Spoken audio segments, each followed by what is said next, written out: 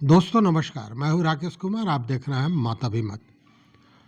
पिछले 10-15 दिनों से लगातार यही चर्चा चल रही है कि नीतीश कुमार कब पलटी मारेंगे, नीतीश कुमार कब छोड़कर एनडीए का साथ छोड़कर इंडिया के साथ मिलेंगे, कब तख्ता पलटेगा। तख्ता नहीं पलटेगा, मुख्यमंत्री तो वही रहेगा, लेकिन मंत्री बदलेंगे, दल बदलेगा, सहयोगी दल बदल जाएगा।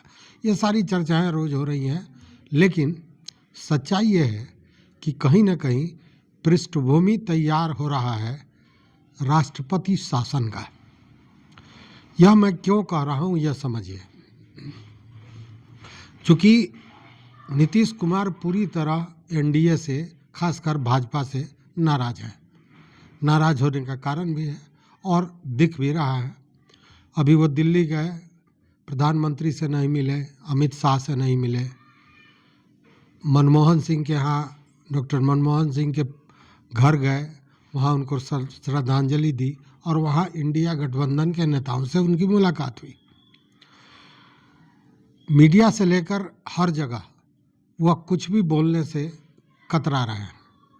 उन्होंने तो चुप्पी साध रखी है और उनकी जगह बोल रहे हैं ललन सिंह और संजय झा। दिल्ली में भी गए थे तो आपने देखा होगा कि उनके साथ न तो संजय झा थे न ही ललन सिंह थे, जबकि अमूमन ये होता है कि नीतीश कुमार कहीं भी जाते हैं तो उनके साथ उनके नज़दीकी जो नेता हैं, मंत्रीगण हैं, वो ज़रूर रहते हैं। लेकिन वहाँ अकेले गए थे, तो अकेले गए थे तो क्या मंत्रणा करने गए थे। और इन सारे चीज़ों को देखते हुए भाजपा को भी समझ में आ गई है बात कि यह मामला बिदकने वाला है। बिदकने वाला इसलिए कि बीच में आपने सुना होगा कि संजय झा और ललन सिंह दोनों को ही बीजेपी ने अपने खेमे में एक तरह से कहें कि ले लिया है और इनके द्वारा कहीं ना कहीं जदयू को अपने साथ मिलाने के, जदयू के एक घड़े को अपने साथ मिलाने की तैयारी भी चल रही थी। हालांकि उसमें भाजपा सफल नहीं हुई। तो भाजपा का प्लान 2 क्या था? अगर नीतीश कुमार इंडिया गठबंधन के साथ चले जाते हैं तो होगा क्या?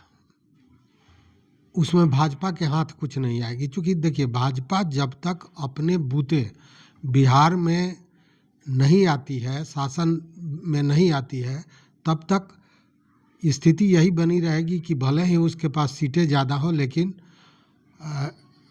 नीतीश कुमार ही मुख्यमंत्री बने रहेंगे, जो अब भाजपा को जच नहीं रहा है। क्योंकि भाजपा को भी लग रहा है कि जब तक हम अपने पैरों पर नहीं खड़े होते हैं तब तक बैसाखी के सहारे ऐसे शासन से कुछ होने जाने को नहीं है। तो फिर रास्ता क्या है?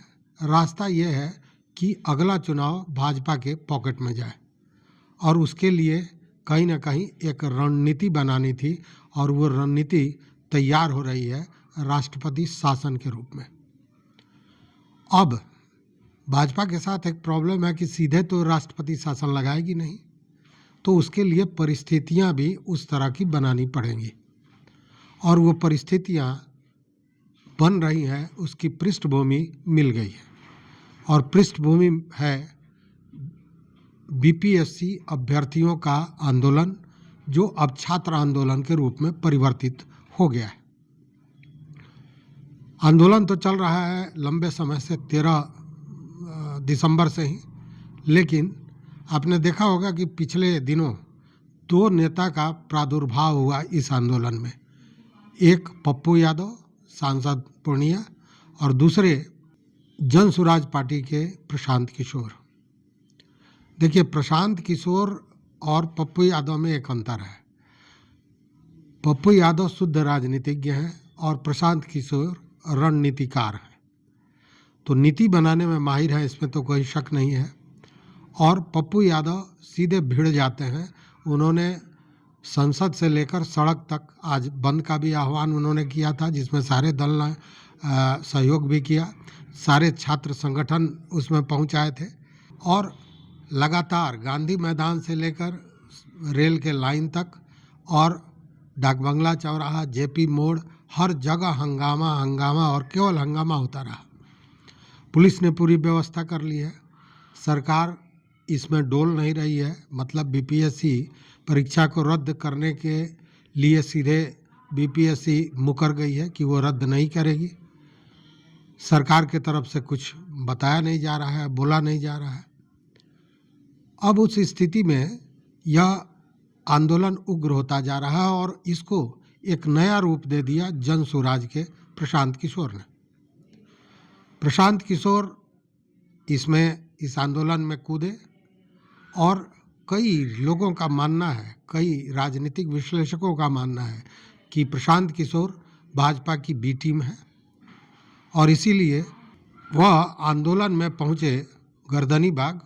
वहाँ उन्होंने आंदोलन का नेतृत्व शुरू किया और वैसी व्यवस्था कर दी कि लाठीचार्ज हुआ, वाटर कैनन चला, छात्रों के साथ झड़प करते हुए भी उनका वीडियो वायरल हुआ, छात्रों से दुर्व्यवहार का भी बात आया। लेकिन वो उस आंदोलन में पहुँचे और वो तब तक वहाँ थे जब तक लाठीचार्ज ना हो जाए। लाठीचार्ज हुआ, वाटर कैनन चला और वो वहाँ से निकल पड़े। इसको लेकर भी तमाम तरह की बातें हो रही हैं कि पुलिस गाड़ी से बजाते हुए गए और न प्रशांत किशोर के शरीर पर एक लाठी पड़ी और न उनका वाटर कैनन से कपड़ा भींगा। मतलब कि जानकारों की माने, कुछ रणनीतिकारों की माने, जो राजनीतिक विश्लेषक हैं उनकी माने, तो यह लगता है जैसे प्लांट किया हुआ एक मामला था कि इस आंदोलन को उग्र कर दिया जाए। जब उग्र होगा तो स्थिति बिगड़ेगी और जब स्थिति बिगड़ेगी, देखिए छात्र आंदोलन बिहार का बड़ा सबल रहा है, एक नहीं ऐसे कई उदाहरण है कि छात्र आंदोलन जब बिहार से शुरू हुआ है तो सत्ता की गलियारें हिलती नजर आई हैं। केवल यही है, केंद्र तक आपको याद होगा बीजेपी का, वह भी छात्र आंदोलन से ही शुरू हुआ था जिसने केंद्र सरकार तक को हिला दिया था। तो छात्र आंदोलन में अपने को स्टैब्लिश करके और अपनी रणनीति के तहत चीज़ों को अपने अनुरूप ढालने में माहिर हैं प्रशांत किशोर, और यही भाजपा चाह रही थी या यही भाजपा के बी टीम के रूप में प्रशांत किशोर कर रहे थे। लाठीचार्ज के बाद प्रशांत किशोर फिर नज़र कहाँ आते हैं तो गांधी मैदान में, और गांधी मैदान में वह अभ्यर्थी, वह छात्र जो जेन्युइन आंदोलन करने वाले लोग हैं उनके साथ हैं कि नहीं, यह भी बड़ा प्रश्न है। क्योंकि अभी वो आंदोलनकारी जो जेन्युइन अभ्यर्थी हैं, जो परीक्षा को रद्द करके दोबारा परीक्षा लेने की मांग को लेकर बैठे हैं, वो सारे लोग आज भी गर्दनी बाग में बैठे हुए हैं। तो फिर वहाँ कौन है, यह भी समझने वाली बात है। और ये सारी चीज़ें इसलिए हो रही हैं कि जब आंदोलन बढ़ेगा, बवेला बढ़ेगा, चारों तरफ हंगामा होगा, छात्र आंदोलन उग्र होते हुए चारों तरफ अग्रसरित होगा, फैल जाएगा। उसके बाद में बिहार को बचाने के नाम पर राष्ट्रपति शासन लागू कर दिया जाएगा, और जब राष्ट्रपति शासन लागू हो जाएगा तो नीतीश कुमार के अल्टी पल्टी का जो मामला है वह अध्याय समाप्त हो जाएगा। स्वाभाविक भी है, जब राष्ट्रपति शासन लागू हो जाएगा तो सारी चीज़ें सरकार ही नहीं रहेंगी। राष्ट्रपति शासन में आप जानते हैं क्या होता है। तो ये भी प्लान है कहीं ना कहीं भाजपा का। अब देखिए, जो भाजपा ने केरल से राज्यपाल को यहाँ ले आकर खड़ा कर दिया, यहाँ ले आकर रख दिया, इसके पीछे भी कुछ कारण होगा। हालांकि राज्यपाल महोदय अभी चार्ज लेने के पहले ही लालू जी से, नीतीश जी से, सारे लोगों के यहाँ गए, मिले और बड़ी हृदयता से वो मिले। लोगों का ये कहना है कि वो पुराने मित्र भी हैं लालू जी के, नीतीश जी के। लेकिन अब समझने वाली बात है कि जब ललन सिंह और संजय झा जैसे लोग साथ छोड़ सकते हैं नीतीश कुमार का, तो क्या नए राज्यपाल आरिफ मोहम्मद खान नीतीश जी का पक्ष लेंगे? सोचने वाली बात है। और क्या आरिफ मोहम्मद खान को बिहार भेजने के पीछे भी भाजपा की यही स्ट्रेटेजी तो नहीं थी? अब देखिए, भाजपा के हाथ में क्या क्या है यह समझिए। अगर अगर नीतीश कुमार विधानसभा भंग करने की बात करते हैं तो उस स्थिति में हो सकता है कि यह कहा जाए कि आप किस हैसियत से इस्तीफा देने की बात करते हैं, भंग करने की बात करते हैं। आपके खिलाफ तो पहले ही अविश्वास प्रस्ताव आ चुका है, मतलब कि उस प्रक्रिया को वहाँ समाप्त किया जा सकता है। अगर ये अपने इस्तीफा दे देते हैं, उस स्थिति में बड़े दल के नाते भाजपा को राज्यपाल बुला सकते हैं, तो यह भी कहीं ना कहीं खतरे की घंटी है। अब देखिए, लालू जी इन सारे चीज़ों को समझ रहे हैं और इन चीज़ों को समझते हुए उनको भी लगता है कि देखिए वहाँ भी द्वंद्व है, क्योंकि लालू जी का वक्तव्य दूसरा, तेजस्वी का वक्तव्य दूसरा। एक आदमी दरवाज़ा खोल रहा है, दूसरे आदमी स्वागत करने से कतरा रहा है। इसके पीछे क्या कारण हो सकता है? लालू जी समझ रहे हैं, पुराने राजनीतिक खिलाड़ी हैं, उनको लग रहा है कि अगर नीतीश कुमार का इसी बार मतलब समाप्ति हो जाता है, राजनीतिक रूप से वो समाप्त हो जाते हैं, तो उसका लाभ कहीं ना कहीं राजद को मिल सकता है। लेकिन यह भी कहीं ना कहीं भय है कि अगर दोनों लोग मिल गए और दोनों मिल के फिर अगले चुनाव में लड़ जाते हैं, मतलब वो एनडीए में ही रह जाते हैं, उस स्थिति में इंडिया गठबंधन मतलब राजद को कहीं ना कहीं परेशानी झेलनी पड़ेगी। इसलिए वह भी दोनों रास्ता खोल के बैठे हुए हैं। अब भाजपा के साथ क्या स्थिति है सो समझिए कि भाजपा के पास वो सारी चीज़ें हैं। अगर नीतीश जी विधानसभा भंग करते हैं और चुनाव की बात करते हैं तो भाजपा के हाथ में तो आप जानते हैं कि साम दाम दंड भेद सारी चीज़ें हैं। तो भाजपा की जो चुनाव आयोग है, ईडी है, तो यहाँ तो चुनाव आयोग की हम बात कर रहे हैं कि चुनाव आयोग कहेगा कि आप भंग कर दिया, लेकिन हम उस स्थिति में नहीं है कि चुनाव करा सकें अगले 6 महीने तक। मतलब कि चुनाव नहीं होगा, तो चुनाव नहीं होगा तो क्या होगा? राष्ट्रपति शासन लागू हो जाएगा। मतलब कि हर स्थिति में एक ऐसा चक्रव्यूह रचा जा रहा है जिससे बिहार में राष्ट्रपति शासन लग जाए।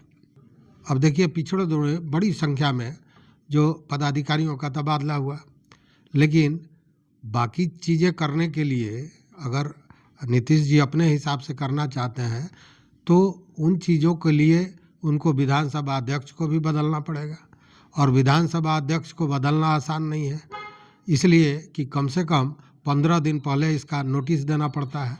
और 15 दिन पहले नोटिस देने का मतलब कि भाजपा जो अब तक संशय में पड़ी हुई है वह खुल के सामने आ जाएगी, तो वहाँ भी प्रॉब्लम है।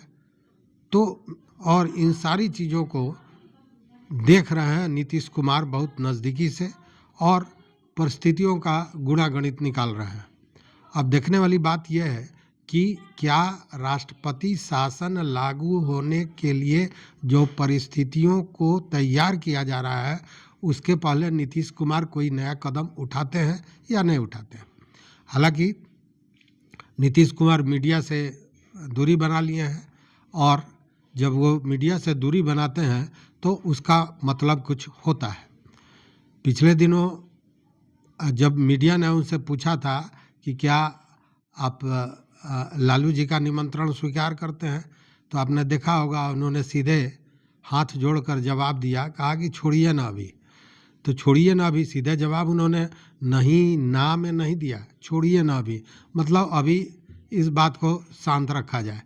तो मिला जुला कर जो संकेत है वह कहीं ना कहीं यह दिखा रहा है कि कुछ न कुछ तो होगा, और खिचड़ी है। और आप जानते हैं कि तिला संक्रांत जो हम लोग के यहाँ संक्रांति होता है उसमें खिचड़ी पकता है, और जब जब बिहार में खिचड़ी पकता है, तिलवा संक्रांत आता है, तो राजनीतिक खिचड़ी भी पकती है। तो ये खिचड़ी पक रही है, लेकिन इसमें जो सुगंध आ रहा है वो कहीं ना कहीं राष्ट्रपति शासन लागू करने का जो भाजपा का प्लान बी है वह उसका धुआं उठता दिख रहा है, और शायद इसी के लिए ये सारी पृष्ठभूमि तैयार की जा रही है, चाहे वो राज्यपाल को बदलना हो या प्रशांत किशोर का आंदोलन में कूदना हो, ये सारी चीज़ें। हालांकि पप्पू यादव इस संघर्ष में दूसरे रूप में अड़े हैं, और वह कहीं ना कहीं एनडीए सरकार के सामने एक चुनौती खड़ा कर रहा है, लेकिन बाकी के जो लोग हैं जैसे प्रशांत किशोर है, वो सरकार के खिलाफ चुनौती नहीं खड़ा कर रहा है, वो नीतीश कुमार के सामने चुनौती खड़ा करने का काम कर रहा है और उस व्यवस्था को बना रहा है। तो देखिए समय रहते क्या होता है, नीतीश कुमार पलटी मारते हैं, नीतीश कुमार कोई फैसला लेते हैं या राष्ट्रपति शासन बिहार में लागू होता है। इस वीडियो में बस इतना ही। देखते रहिए मत अभिमत। मित्रों, चैनल पर नए हो तो सब्सक्राइब कीजिए, लाइक कीजिए, दोस्तों के साथ शेयर कीजिए और अपना विचार जरूर दीजिए। बहुत बहुत धन्यवाद। कोटिशाह आभार।